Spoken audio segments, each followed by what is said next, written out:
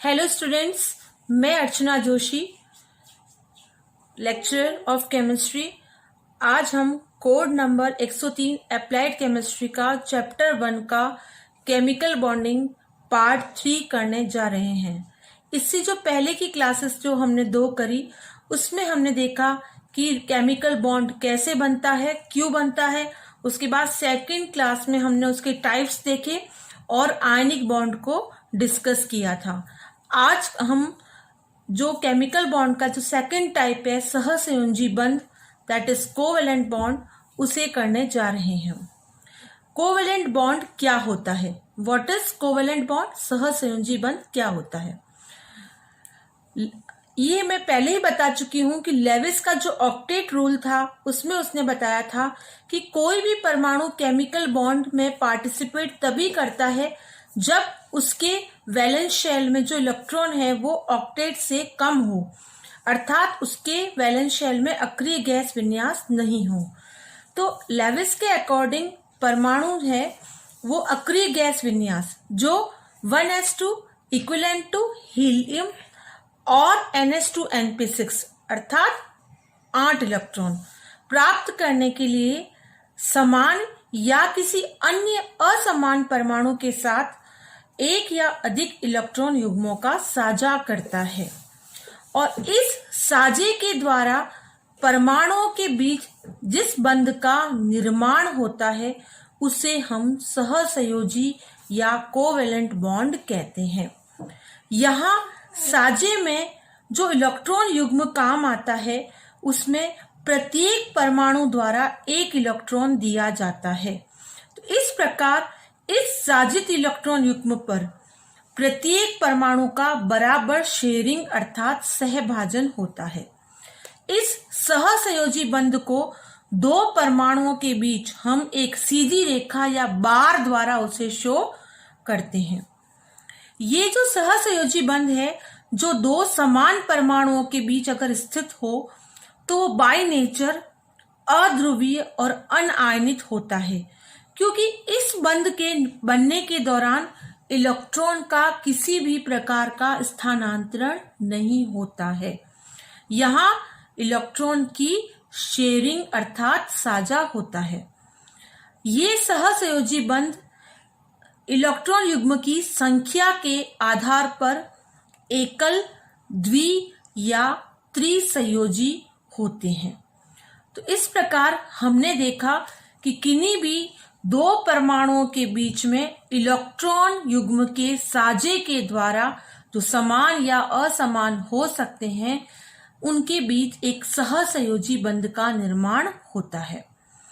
According to Lewis, atom share one or more electron pair with similar or dissimilar atom to achieve inert gas configuration, that is 1s2 equivalent to helium or stable octet, that is NH2NP6. In this process, each atom gives one electron for this electron pair and has equal claim on the shared electron pair. Thus, due to this equal sharing of electron pair, a covalent bond is formed between the two atoms, which may be same or different. Thus, the resulting covalent bond between the two atoms is shown by putting or placing a bar in the formula between the atoms bonded together. This resulting covalent bond is non-polar and non-ionized in the case of two similar atoms, because in the formation of covalent bond there is no transfer of any type of electron from one atom to another. A covalent bond may be single covalent bond, double covalent bond or triple covalent bond, depending on the number of sharing of electron pair between the respective atoms. Double and triple covalent bonds are known as multiple covalent bonds. A single covalent bond is formed by the sharing of only one electron pair between the bonded atoms. अर्थात जो किसी भी अणु के निर्माण में भाग लेने वाले परमाणु हैं, यदि उनके बीच केवल ओनली एक इलेक्ट्रॉन युग्म का साझा हो रहा है तो उनके बीच बनने वाला सहसंयोजी बंध एकल सहसंयोजी बंध कहलाता है। इस प्रकार हम किसी भी अणु में उपस्थित बंधित परमाणुओं के बीच में एक इलेक्ट्रॉन युग्मों के साझे द्वारा बनने वाले एकल सहसंयोजी बंध को इन एग्जाम्पल्स के द्वारा शो कर सकते हैं।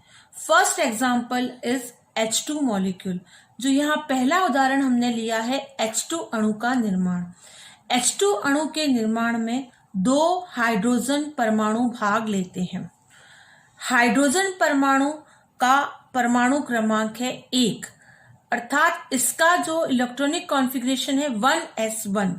अतः इसके बाह्यतम कोश में 1 इलेक्ट्रॉन है, तो अतः हम इसे इलेक्ट्रॉनिक डॉट स्ट्रक्चर में इस प्रकार से शो करते हैं H, और उसके ऊपर हमने इसके वैलेंस शेल में उपस्थित इलेक्ट्रॉन को ये क्रॉस के द्वारा दर्शाया है। इसी प्रकार दूसरा हाइड्रोजन परमाणु को हमने इलेक्ट्रॉन डॉट लगाकर शो किया है। तो ये दोनों हाइड्रोजन परमाणु पास पास उपस्थित है। इसका एक परमाणु और इसका एक इलेक्ट्रॉन और अन्य हाइड्रोजन परमाणु का ये एक इलेक्ट्रॉन। जब ये दोनों इलेक्ट्रॉन जो है वो शेयरिंग में भाग लेते हैं, इक्वल शेयरिंग करते हैं, तो इन दोनों के बीच में इक्वल शेयरिंग से एक इलेक्ट्रॉन युग्म के साझे के द्वारा H और H के बीच में इस एकल सहसंयोजी सिंगल कोवेलेंट बॉन्ड का निर्माण होता है। इस प्रकार हाइड्रोजन अणु का निर्माण 2 हाइड्रोजन परमाणुओं के बीच एक इलेक्ट्रॉन युग्म के साझे के द्वारा दर्शाया गया है, जिसे हम एक बार डैश के द्वारा शो करते हैं। यहाँ हम H2O अणु, जल के अणु के निर्माण को बता रहे हैं। जल के अणु में 2 हाइड्रोजन परमाणु और एक ऑक्सीजन का परमाणु भाग लेता है।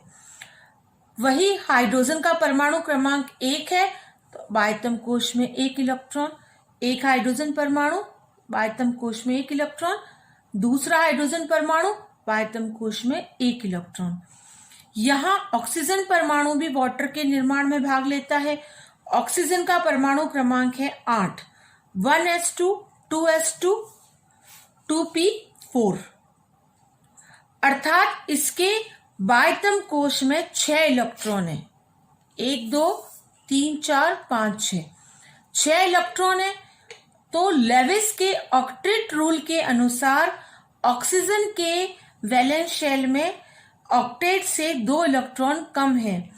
अतः ये ऑक्सीजन स्टेबल ऑक्टेट प्राप्त करने के लिए इन दोनों हाइड्रोजन परमाणुओं के साथ शेयरिंग से अपना ऑक्टेट पूरा कर लेता है। इसी प्रकार इसके पास डबलेट से 1 कम है। मतलब स्टेबल डबलेट 1s2 होता है और यहाँ 1 है, तो ये डबलेट से 1 कम है और यहाँ ऑक्टेट से 2 कम है। तो ये दोनों परमाणु हाइड्रोजन और ऑक्सीजन, ये दोनों स्टेबल कॉन्फ़िगरेशन अचीव करने के लिए इस प्रकार से शेयरिंग करते हैं कि हाइड्रोजन के पास बॉन्ड फॉर्मेशन के दौरान यहाँ पर हमको ये स्टेबल डबलेट मिल जाता है। दोनों हाइड्रोजन के पास में स्टेबल डबलेट कॉन्फ़िगरेशन, जबकि ऑक्सीजन के पास में ये वाटर के निर्माण के दौरान 2 2 4 2 6 और 2 8 इसका ऑक्टेट पूरा हो गया। अतः H2O मॉलिक्यूल का निर्माण होता है। इसे हमने इस प्रकार से शो किया, H और O के बीच में सिंगल कोवेलेंट बॉन्ड, O और अन्य हाइड्रोजन परमाणु के बीच में सिंगल कोवेलेंट बॉन्ड और H2O। इस प्रकार ये जो बंध निर्माण में भाग लेते हैं ऑक्सीजन के परमाणु, यहाँ पर ऑक्सीजन का परमाणु अर्थात इसका जो इलेक्ट्रॉन है, जो ये बंध निर्माण में भाग नहीं लेते, उसे हमने यहाँ पर लोन पेयर के रूप में दर्शाया है, जिन्हें अबंधी इलेक्ट्रॉन युग्म कहते हैं। इस प्रकार ये H2O अणु का निर्माण होता है।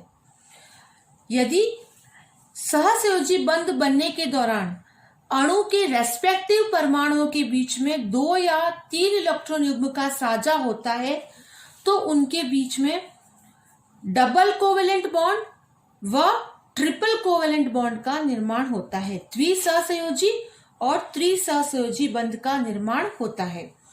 Due to sharing of 2 or 3 electron pair between the respective atoms, double and triple covalent bonds are formed.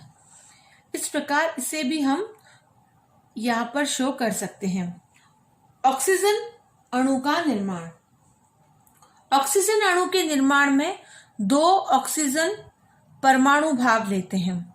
ये ऑक्सीजन परमाणु जिसकी वैलेंस शेल में मैं पहले ही बता चुकी हूँ 6 इलेक्ट्रॉन होते हैं, अर्थात स्टेबल ऑक्टेट से 2 कम। तो दोनों ऑक्सीजन परमाणुओं को शो किया गया है। दोनों के वैलेंस शेल में, दोनों के बाह्यतम कोश में 6 इलेक्ट्रॉन है। अतः O2 अणु बनने के दौरान यहाँ पर ऑक्सीजन को कितने इलेक्ट्रॉन चाहिए ऑक्टेट पूरा करने के लिए? 2 इलेक्ट्रॉन और चाहिए। इसी तरह से दूसरे ऑक्सीजन परमाणु को भी कितने इलेक्ट्रॉन चाहिए? 2। तो यहाँ पर टोटल जो है वो 2 इलेक्ट्रॉन युग्मों का शेयरिंग होता है।